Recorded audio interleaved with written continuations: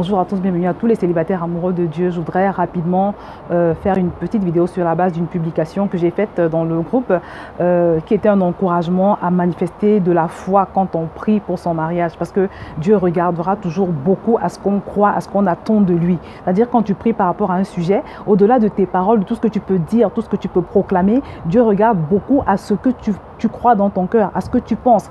Et quand on lit la parole de Dieu, au moment où Jésus a guéri les deux aveugles, il leur a demandé, est-ce que vous pensez, est-ce que vous croyez que je peux le faire?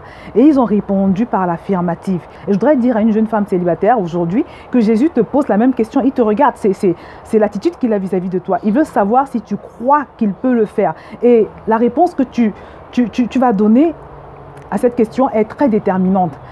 Je voudrais te faire comprendre aujourd'hui que quand tu pries par rapport à une chose, c'est important que, au lieu d'être focalisé sur tes circonstances, sur l'âge que tu as, sur tout ce qui pourrait t'empêcher, tout ce qui te limite, toutes tes faiblesses, au lieu d'être focalisé sur ces choses, il est important que tu te focalises sur la puissance de Dieu, sur la puissance illimitée, parce que je n'arrêterai jamais de le dire. Notre Dieu est le Dieu du oui et amen. La parole de Dieu nous dit qu'il est le Dieu quand il leur donne une chose, la chose arrive. C'est valable pour ton mariage, c'est valable pour ta santé, c'est valable pour ton travail, c'est valable pour tous les aspects de ta vie. Il est le Dieu du tout à coup, comme je l'ai dit sur ma page Facebook. Il est le Dieu qui nous surprend. Il suffit qu'il décide. Ne le perds jamais de vue. Il suffit que Dieu le décide. Et quand tu vas sortir, je ne sais pas où tu es en ce moment où tu regardes cette vidéo, il suffit que Dieu le décide pour que quand tu vas sortir, tu rencontres la femme de ta vie, tu rencontres l'homme de ta vie. C'est quelque chose qui peut se faire en un instant, à tout moment que Dieu le désire. Ne le perds jamais de vue. Je voudrais que tu restes focalisé sur cette puissance de Dieu, sur cette puissance illimitée, cette capacité illimitée de Dieu. Arrête d'avoir des pensées noires. C'est le but de cette exhortation, justement. T'encourager à renoncer à ces pensées noires. Parce que le Seigneur m'a montré un esprit de découragement. Le Seigneur m'a montré un découragement, une dépression, des pensées négatives, des pensées de vraiment, est-ce que je vais y arriver? Est-ce que je vais pouvoir attirer un homme un jour? Un homme bien, un homme avec qui je vais pouvoir accomplir les desseins de Dieu? Est-ce que je vais pouvoir attirer cette femme, cette femme vertueuse? Que j'ai demandé au Seigneur, est-ce que, arrête avec les est-ce que.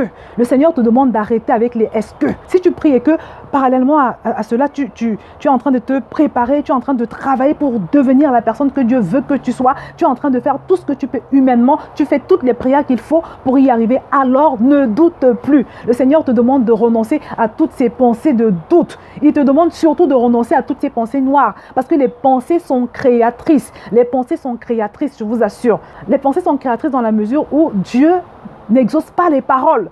Il exauce la foi, il exauce ce que tu crois, il exauce ce que tu penses. Et c'est pour ça qu'il a demandé aux aveugles, est-ce que vous croyez que je peux le faire? Et Dieu te pose la même question aujourd'hui. Chaque jour, Dieu te pose cette question. Et quand il voit le doute dans ton cœur, quand il voit des pensées, toutes sortes de pensées sombres, il ne peut pas faire grand-chose pour toi. Parce que n'oublie pas, comme je l'ai dit dans un post toujours dans le groupe Facebook des célibataires amoureux de Dieu, que Jésus n'avait pas pu faire beaucoup de miracles dans sa ville de naissance. La parole de Dieu nous le dit, qu'il n'avait pas pu faire beaucoup de miracles à cet endroit. Parce que les gens ne croyaient pas qu'il pouvait le faire. Et je voudrais attirer ton attention sur le fait que Dieu ne peut pas aller au-delà de ta foi. C'est ta foi qui donne le carburant à Jésus. C'est ta foi qui donne l'énergie à Jésus. C'est ta foi qui permet à Jésus de te bénir. Donc fais attention, veille sur ta foi. Veille sur ce que tu penses. Ta foi, c'est ce que tu crois en fait. Ta foi, c'est ce que tu penses. Donc renonce totalement à ces questionnements inutiles. Renonce totalement à ces pensées de doute. Renonce totalement à ces pensées de découragement. À chaque fois que tu sens le découragement t'envahir, va dans la parole de Dieu et commence à proclamer tous ces versets bibliques dont tu sais qu'ils vont te redonner du courage.